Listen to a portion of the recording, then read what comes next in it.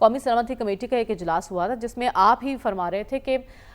P T I شرکت کرے گی، لیکن ایسا نہیں ہوا اور اس کے بعد ایک واضح تقسیم بڑھتی نظر آ رہی ہے ہمیں، اور اب آل پارٹیز کانفرنس کی اپوزیشن بات کر رہی ہے، تو معاملات کس طرف جا رہے ہیں؟ دیکھیں، آپ کو یاد ہوگا کہ آپ نے گزشتہ ہفتے کا حوالہ دیا تو میں نے اس پروگرام میں جب اے پی سی کی بات ہو رہی تھی تو یہ خبر بریک کی تھی کہ اے پی سی نہیں ہوگی، قومی سلامتی کمیٹی کا اجلاس ہوگا۔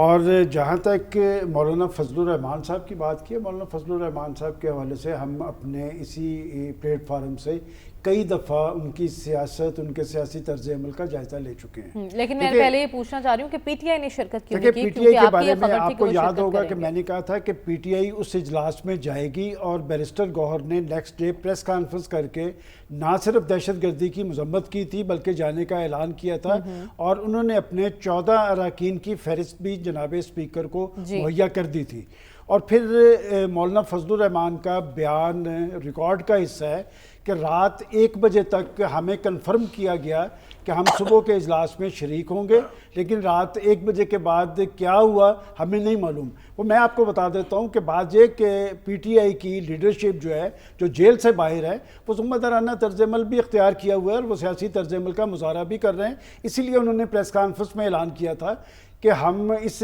کمیٹی کے اجلاس میں شریک ہوں گے۔ پھر انہوں نے اپنی فہرست بھی فراہم کی، لیکن اس کے بعد محمود خان اچکزئی اور راجہ ناصر عباس صاحب جو ان کے اتحادی ہیں، وہ ریلیکٹنٹ تھے وہاں جانے پہ، یہاں تک کہ جو میری